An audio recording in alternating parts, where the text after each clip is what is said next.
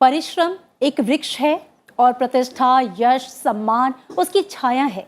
लेकिन विडंबना ये है कि वृक्ष का ध्यान बहुत कम लोग रखते हैं पराक्रम, और सबका ध्यान जो होता है वो छाया पर होता है।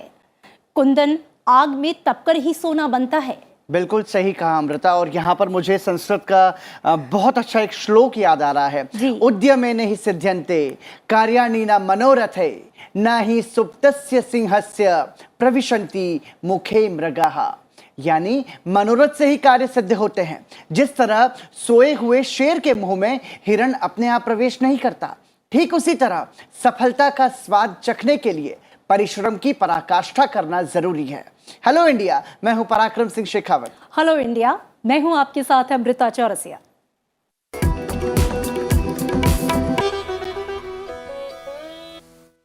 तो आइए आगाज करते हैं पराक्रम, और हर रोज की तरह शुरुआत आज के हाइलाइट्स के साथ।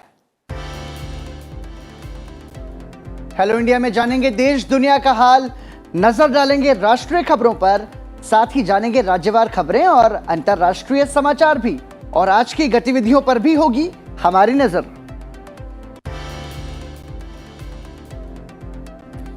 और इसके साथ ही अपने खास सेगमेंट में आज आपको सैर कराएंगे दिल्ली में अत्याधुनिक तकनीक से लैस प्रधानमंत्री संग्रहालय की।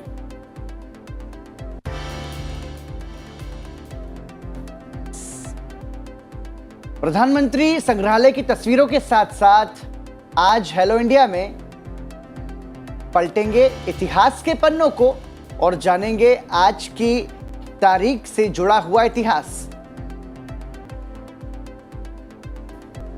तो जुड़े रहिए अगले आधे घंटे हमारे साथ हेलो इंडिया में, और आइए शुरुआत करते हैं मुख्य खबरों के साथ।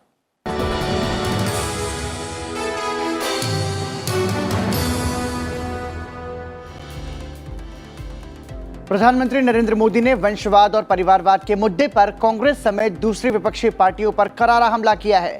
लोकतंत्र के लिए परिवारवाद को घातक करार देते हुए प्रधानमंत्री ने बीजेपी नेताओं और कार्यकर्ताओं से इसके खिलाफ संघर्ष करने का आह्वान किया है। प्रधानमंत्री ने विपक्ष पर जाति और धर्म के आधार पर देश को बांटने के प्रयास करने का आरोप लगाया। बीजेपी के राष्ट्रीय पदाधिकारियों की 3 दिवसीय बैठक के उद्घाटन सत्र को वीडियो कॉन्फ्रेंस के माध्यम से संबोधित करते हुए प्रधानमंत्री नरेंद्र मोदी ने कहा कि कुछ पार्टियां पूरे इकोसिस्टम के साथ, पूरी शक्ति के साथ देश के विकास से जुड़े मुख्य मुद्दों पर से ध्यान भटकाने का प्रयास कर रही हैं। प्रधानमंत्री ने आरोप लगाया कि परिवारवाद पार्टियों को पीछे ले जाने पर तुला है। ये परिवारवादी पार्टियां आज भी देश को पीछे ले जाने पर तुली हुई है। उनका सार्वजनिक जीवन परिवार से शुरू होता है, परिवार के लिए चलता है, परिवार के खातिर ही करता है। भाजपा को इन परिवारवादी पार्टियों से निरंतर मुकाबला कर। राष्ट्रपति रामनाथ कोविंद ने कैरिबियाई देशों की अपनी यात्रा के अंतिम चरण में सेंट विंसेंट और ग्रेनाडाइंस की गवर्नर जनरल डेम सुसान डॉगन से मुलाकात की। दोनों पक्षों ने कर संग्रह से संबंधित सूचनाओं के आदान प्रदान और सहयोग और प्राचीन कॉलडेल समुदाय के उन्नयन की परियोजना के लिए सहमति पत्र पर हस्ताक्षर किए। राष्ट्रपति ने वहां की संसद को संबोधित किया। इस मौके पर उन्होंने कहा कि समय की मांग है कि वैश्विक संस्थाओं में सुधार हो ताकि वे सामयिक वैश्विक परिस्थिति को व्यक्त कर सके। राष्ट्रपति रामनाथ कोविंद ने सेंट विंसेंट एंड ग्रेनाडाइंस के प्रधानमंत्री राल्फ गेंजाविल्स और स्थानीय समुदाय के सदस्यों की उपस्थिति में किंग्स टाउन में स्थित कॉल्डर रोड का नाम बदलकर इंडिया ड्राइव भारत मार्ग किया।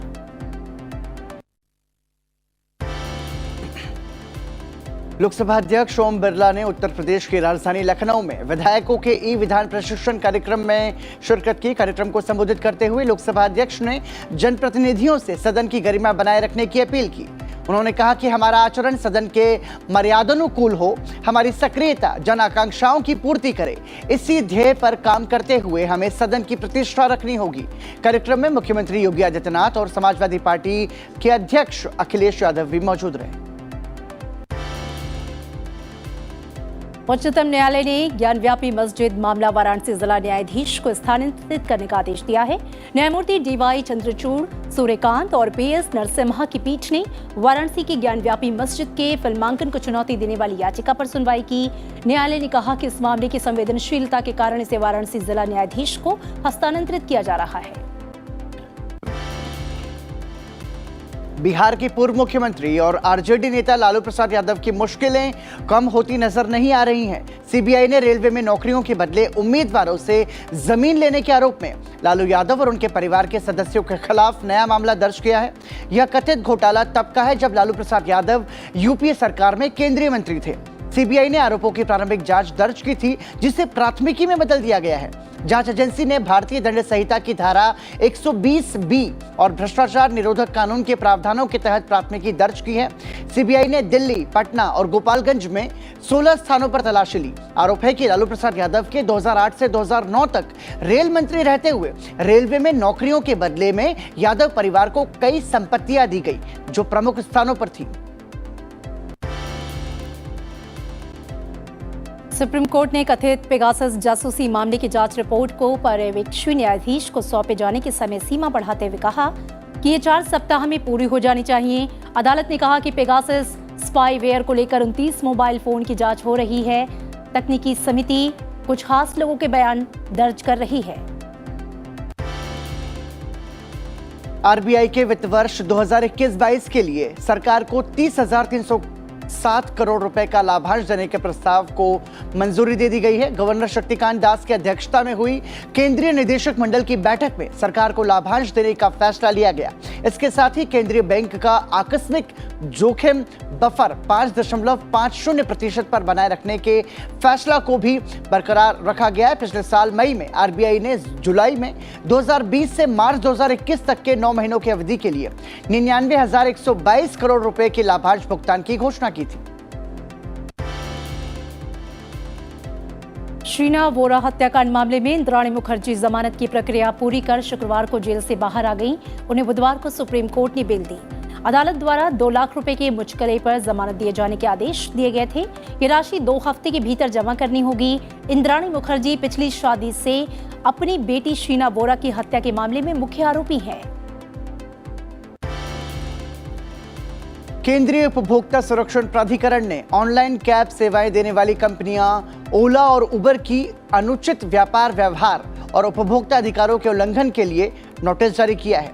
सीसीपीए ने शुक्रवार को यह जानकारी दी। प्राधिकरण ने नोटिस का जवाब देने के लिए ओला और उबर को 15 दिन का समय दिया है। असम में बाढ़ की स्थिति लगातार बिगड़ती जा रही है। प्रदेश के 29 जिले बाढ़ से प्रभावित हैं, तो वहीं करीब 7.5 लाख लोग बेघर हैं। असम के नगांव जिले में सबसे ज्यादा 3 लाख से अधिक लोग प्रभावित हैं। इसके बाद कछार में करीब 1,60,000 और हुजाली में 1 लाख लोग प्रभावित हैं। फिलहाल 1,790 गांव पानी में डूब चुके हैं और पूरे प्रदेश में 64,000 हेक्टेयर की जो फसल है वो नष्ट हो गई है। बाढ़ प्रभावित लोग राहत शिविरों में ठहरे हैं। सेना, अर्धसैनिक बलों, एनडीआरएफ, एसडीआरएफ की टीमें लगातार राहत और बचाव के काम में जुटी हैं। तो वहीं राज्य में बाढ़ और भूस्खलन से मरने वालों की संख्या बढ़कर 10 हो गई है।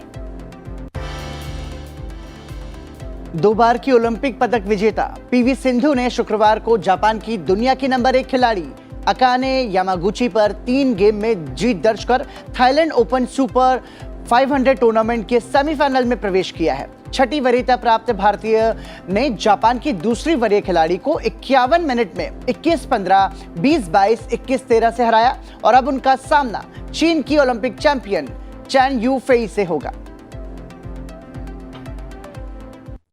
और राष्ट्रीय खबरों के बाद आइए अब नजर डालते हैं NEWS यानी कि देश के चारों कोनों से आ रही राज्यवार सुर्खियों पर। केंद्र सरकार की ओर से जम्मू कश्मीर में विधानसभा और संसदीय क्षेत्र को फिर से परिभाषित करने वाले परिसीमन आयोग के आदेश को लागू कर दिया है। 20 मई यानी कि कल से जम्मू कश्मीर में परिसीमन प्रभावी हो गया है। इस तरह से जम्मू कश्मीर के केंद्र शासित प्रदेश बनने के बाद वहां पहले विधानसभा चुनाव का रास्ता भी साफ हो गया है। परिसीमन आयोग ने जम्मू क्षेत्र में 6 जबकि कश्मीर घाटी में 1 विधानसभा सीट बढ़ाई है। साथ ही राजौरी और पुंछ क्षेत्र को अनंतनाग संसदीय क्षेत्र के तहत लाने का काम किया है।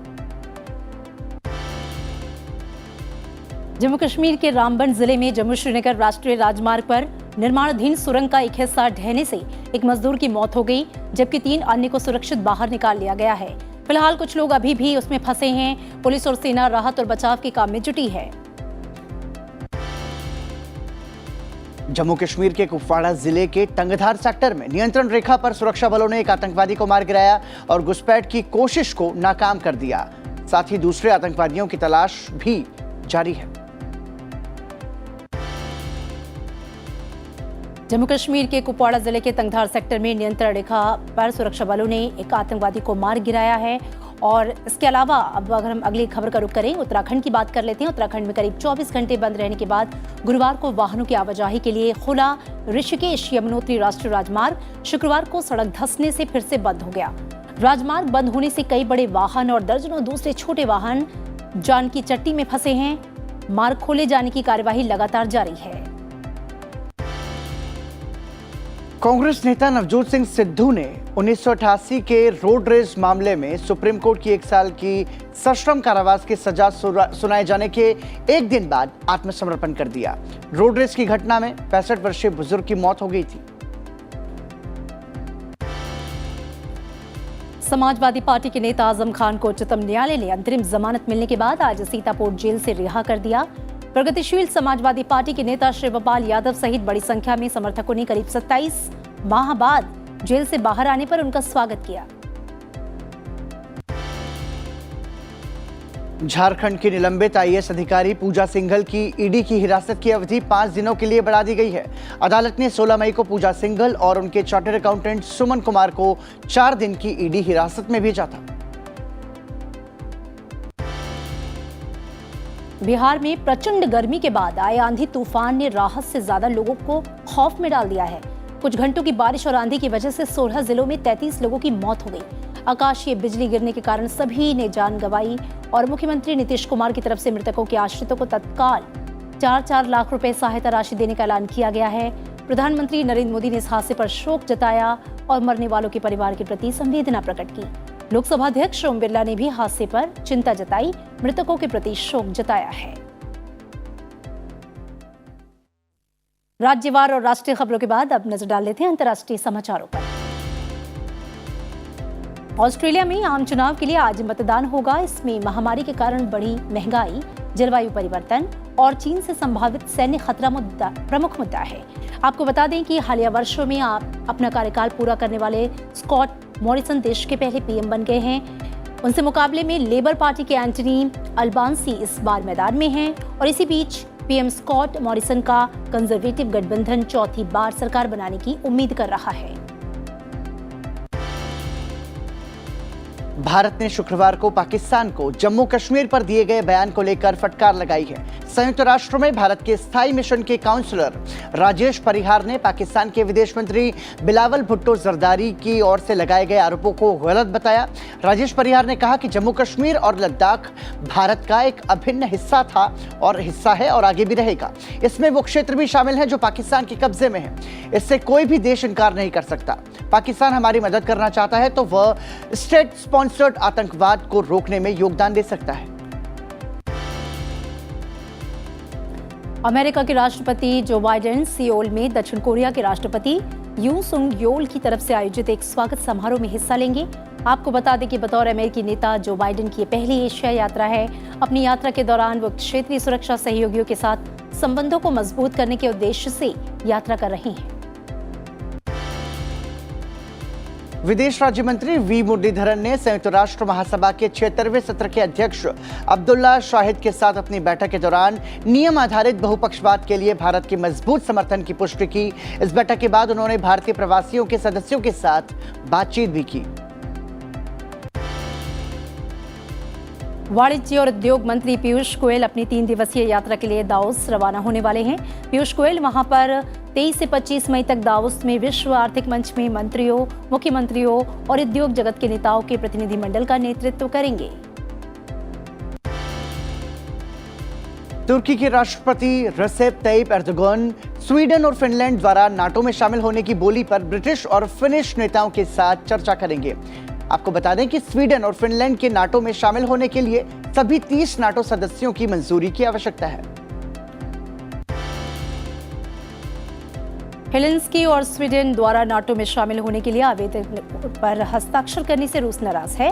रूस ने फिनलैंड के खिलाफ अपनी नाराजगी जाहिर करते हुए उन्हें की जा रही गैस आपूर्ति में भारी कटौती करने का फैसला किया है। यूक्रेन के साथ युद्ध के बीच रूस ने बड़ा दावा किया है। रूस ने यूक्रेन के मारियुपोल इलाके में अपना पूरी तरह से नियंत्रण होने की बात कही है। इससे पहले शुक्रवार को रूसी सेना ने यूक्रेन के पूर्वी क्षेत्र लुहांस्क के लिसिचांस्क और सेवेरोडोनेत्स्क शहरों पर हमला किया। संयुक्त राष्ट्र के अधिकार प्रमुख मिशेल बाचेलेट 23 मई को चीन की अपनी बहुप्रतीक्षित यात्रा शुरू करेंगे। इस यात्रा के दौरान मिशेल शिनजियांग इलाके में भी जाएंगे, जहां अधिकारियों पर व्यापक उल्लंघन का आरोप है। आर्थिक संकट के बीच श्रीलंकाई लोगों के लिए राहत भरी खबर सामने आ रही है। भारत की तरफ से श्रीलंका के लोगों के लिए भेजी जा रही राहत सामग्री से भरा जहाज रविवार को कोलंबो पहुंच जाएगा, जिससे कहीं ना कहीं श्रीलंका के लोगों को मदद मिलेगी।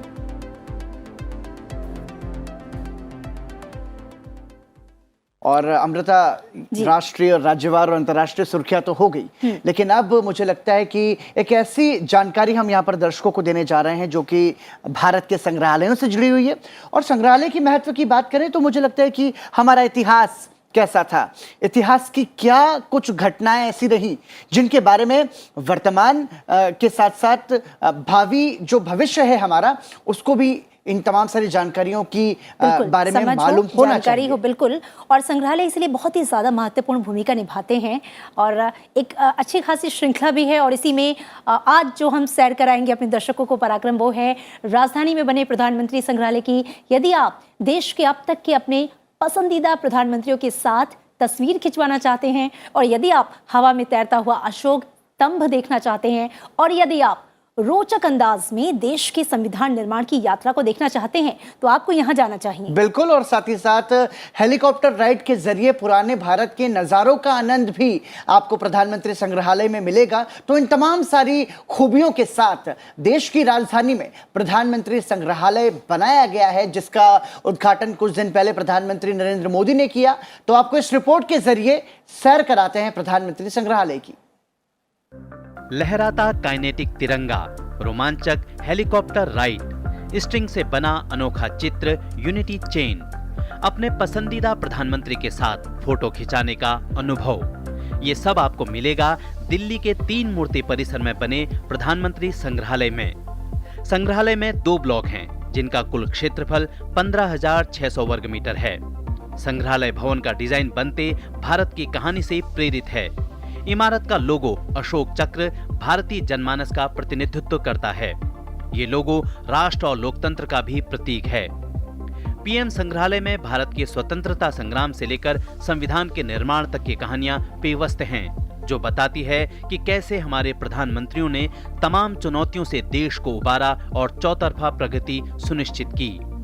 म्यूजियम के नवनिर्मित भवन में हवा में तैरता अशोक स्तंभ, 1000 एलईडी से बना काइनेटिक तिरंगा सभी को आकर्षित करते हैं। वहीं प्रोजेक्टर के जरिए लाल किले की प्राचीर से देश के प्रधानमंत्रियों के भाषण की झलक देखने का अनुभव भी खास है।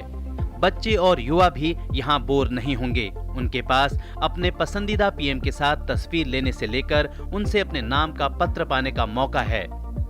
इस संग्रहालय की टाइम मशीन आपको पुराने भारत से रूबरू कराएगी, तो रोमांचक हेलीकॉप्टर राइड आपको 2047 के भारत से रूबरू करेगी, जो इस म्यूजियम की यूएसपी कही जा सकती है। यह राइड 180 डिग्री प्रोजेक्शन के साथ भविष्य के भारत से मुलाकात करवाती है।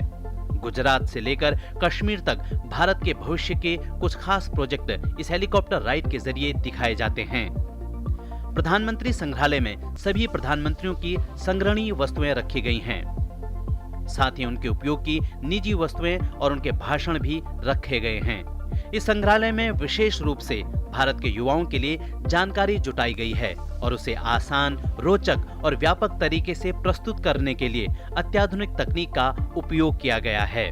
प्रदर्शनी को इंटरैक्टिव बनाने के लिए hologram, virtual reality, augmented reality, multi touch, multimedia, interactive kiosk, कंप्यूटरीकृत काइनेटिक मूर्तियां, स्मार्टफोन एप्लीकेशन, इंटरैक्टिव स्क्रीन वगैरह लगाई गई हैं। कई भाषाओं में ऑडियो गाइड इस म्यूजियम को और करीब जानने का मौका देता है। गौरतलब है कि प्रधानमंत्री नरेंद्र मोदी ने 14 अप्रैल को प्रधानमंत्री संग्रहालय का उद्घाटन किया था और इसकी सबसे पहली टिकट खरीदी। अगर आप भी इस म्यूजियम की सैर करना चाहते हैं तो ऑनलाइन या ऑफलाइन माध्यम से टिकट खरीदकर इसका आनंद ले सकते हैं। और प्रधानमंत्री संग्रहालय की सैर के बाद आइए अब नजर डालते हैं आज की खास गतिविधियों पर। प्रधानमंत्री नरेंद्र मोदी आज अपने आवास पर हाल ही में संपन्न हुए डेफलिम्पिक खेलों में भाग लेने वाले भारतीय दल की मेजबानी करेंगे। भारत ने डेफलिम्पिक्स में अब तक का सर्वश्रेष्ठ प्रदर्शन करते हुए 16 पदकों के साथ शीर्ष 10 में अपना स्थान पक्का किया है। इसके अलावा राष्ट्रपति रामनाथ कोविंद की कैरेबियाई देशों की 5 दिवसीय यात्रा का समापन हो गया है। वो स्वदेश वापसी कर रहे हैं। यात्रा से इन देशों के संबंध भारत के साथ और भी प्रगाढ़ होंगे। आपको बता दें, केंद्रीय गृह मंत्री अमित शाह आज से अरुणाचल प्रदेश के 2 दिवसीय दौरे पर रहेंगे। इस दौरान वो कई विकास परियोजनाओं का उद्घाटन करेंगे और उनकी आधारशिला रखेंगे। साथ ही केंद्रीय गृह मंत्री अमित शाह चीन भारत सीमा पर अग्रिम इलाकों में तैनात सुरक्षा बलों के साथ बातचीत भी करेंगे। लोकसभा अध्यक्ष ओम बिरला आज संसद भवन में प्राइड द्वारा आयोजित कार्यक्रम में उपस्थित रहेंगे। और आज की गतिविधियों के बाद अमृता, अब मुझे लगता है कि अंतर्राष्ट्रीय योग दिवस, जिसका हम सभी को इंतजार है और पूरी दुनिया अब तो उसका इंतजार कर रही है। जी बिल्कुल, उसकी आहट अब देखने को मिल रही है। बिल्कुल, काउंटडाउन शुरू हो चुका है। और परागर, हमें पता है कि अंतर्राष्ट्रीय योग दिवस जो है पूरी दुनिया को, ये जो दिन है वो भारत की पहल पर दिया गया। जी, और बड़ा गर्व महसूस होता है इस बारे में, क्योंकि हमारा योग और उस हमारे योग को पूरी दुनिया अपना रही है। बिल्कुल अपना रही है। और भारत की ही पहल पर संयुक्त राष्ट्र ने ये प्रस्ताव पास किया कि 21 जून को है अंतर्राष्ट्रीय योग दिवस मनाया जाएगा। काउंटडाउन शुरू हो चुका है और देश के रक्षा मंत्री राजनाथ सिंह योग करते हुए नजर आए हैं। तो चूंकि हम ब्रेक पर जा रहे हैं, इसलिए ये खास तस्वीर आपके लिए छोड़े जाते हैं। तो ब्रेक पर जाते जाते आप इन तस्वीरों का आनंद लीजिए और ब्रेक के बाद आपको दिखाएंगे आज के दिन से जुड़ा इतिहास।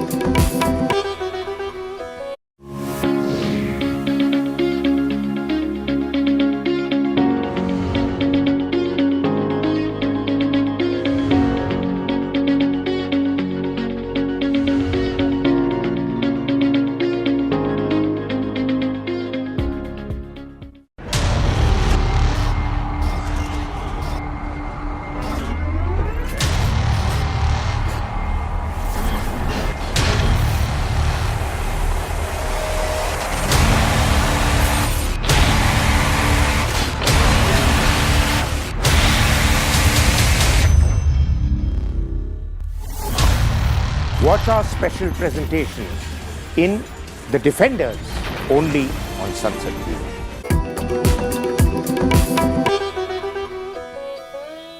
हेलो इंडिया ब्रेक के बाद एक बार फिर आपका स्वागत। और अमृता, पलटते हैं इतिहास के पन्नों को और बताते हैं कि 21 मई का इतिहास क्या है। बिल्कुल, 21 मई वर्ष 1991 में भारत के पूर्व प्रधानमंत्री राजीव गांधी की हत्या की गई थी। देश में आम चुनाव के दौरान तमिलनाडु के श्री पेरुम्बदूर में राजीव गांधी भाषण देकर लौट रहे थे।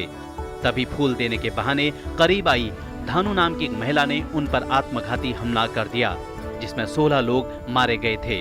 इस हमले में श्रीलंका के तमिल छापामार संगठन liberation tigers of Tamil Eelam को दोषी पाया गया था। मात्र 40 साल की आयु में देश के सबसे युवा प्रधानमंत्री के रूप में पद संभालने वाले राजीव गांधी की 46 वर्ष की उम्र में असामयिक मृत्यु हो गई थी।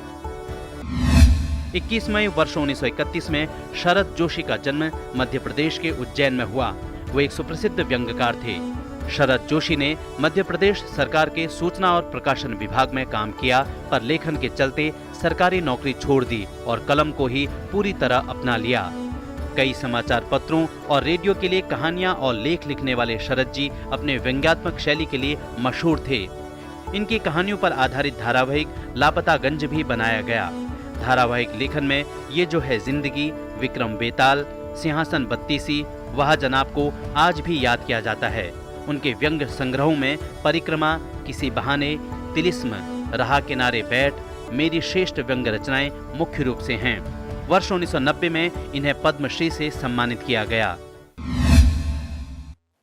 तो ये थे इतिहास के पन्ने में आज की तारीख क्या कुछ खास कहती है, बयां करती है। लेकिन पराक्रम, आज एक और खास दिन है और मुझे लग रहा है इसी वजह से आपने ले ली है चाय की चुस्की। बिल्कुल अमृता, दरअसल चाय ऐसे दिन की शुरुआत होती है और मुझे लगता है कि मेरे जैसे बहुत सारे ऐसे लोग होंगे जो अपनी थकान को, अपने स्ट्रेस को दूर करने के लिए एक कप चाय के साथ फिर से तरोताज़ा हो जाते होंगे। दरअसल 21 मई का जिस बात का जिक्र अमृता कर रही है, आज अंतर्राष्ट्रीय चाय दिवस है। चाय पीने वालों के लिए ये खास दिन है। बिल्कुल बेहद खास दिन है अंतर्राष्ट्रीय चाय दिवस 2022 की जो इस बार की थीम है पूरी दुनिया में मनाई जा रही है और इस थीम का नाम है celebrating T around the world. T day का एक आदर्श वाक्य के साथ इसे मनाया जा रहा है जो फील्ड से लेकर कप तक। जी हाँ, जो थीम है वो है फील्ड से लेकर कप तक। आप चाय को कहीं भी इग्नोर नहीं कर सकते। आप कहीं भी रहिए, घर पर, ऑफिस में, फील्ड पे, काम पर, चाय का प्याला आपको तरोताजा करता ही है। बिल्कुल। तो आज अंतर्राष्ट्रीय चाय दिवस के मौके पर इस रिपोर्ट के जरिए आपको बताते हैं इसका क्या महत्व है।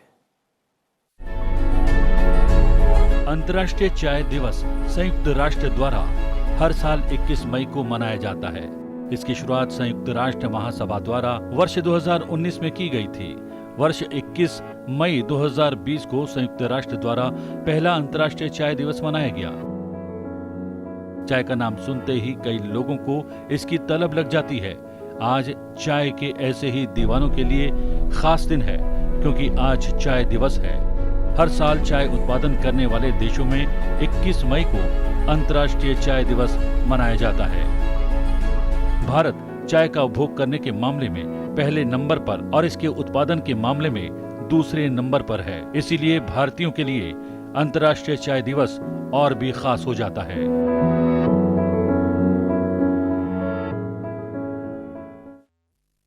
तो यदि आप भी चाय के शौकीन हैं तो आज ज्यादा चाय पीने का आपके पास मौका है और अमृता, मुझे लगता है कि हमें शौक पूरे कर लेने चाहिए। बिल्कुल, लेकिन बहुत ज्यादा भी नहीं।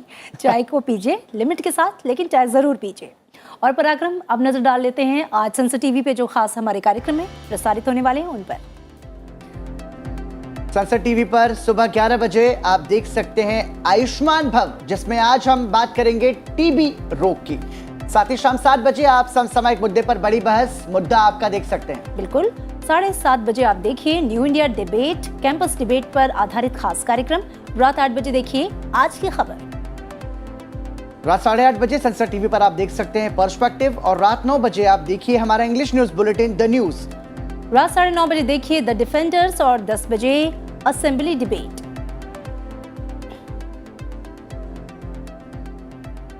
और इसी के साथ आपको बता दें कि हेलो इंडिया जो कि खास कार्यक्रम है उसको आप टीवी के अलावा सनसद टीवी के सोशल मीडिया प्लेटफॉर्म पर भी देख सकते हैं। आप अपना ये पसंदीदा प्रोग्राम टीवी के अलावा यूट्यूब और फेसबुक पर भी देख सकते हैं। बिल्कुल, आप इसे फॉलो करिए ट्विटर, इंस्टा पर, और इसकी आईडी को आप फॉलो कर सकते हैं। और इतना ही नहीं पराक्रम, हम हमेशा अपने दर्शकों से कहते हैं कि आप अपने सुझाव दीजिए, क्योंकि हमारी कोशिश होती है कि हम कुछ अच्छा आपके लिए आएँ लेकर, लेकिन आप जो सुझाव देते हैं दरअसल वो बहुत मायने रखता है। इसलिए हमें इंतजार होता है आपकी प्रतिक्रियाओं का, और आपकी प्रतिक्रिया जो होगी उसको हम शामिल भी करेंगे अपने कार्यक्रम में। तो जरूर जुड़िए हमारे साथ। और इसी के साथ मुझे और मेरे सहयोगी अमृता को दीजिए इजाजत। देखते रहिए सनसद टीवी। नमस्कार।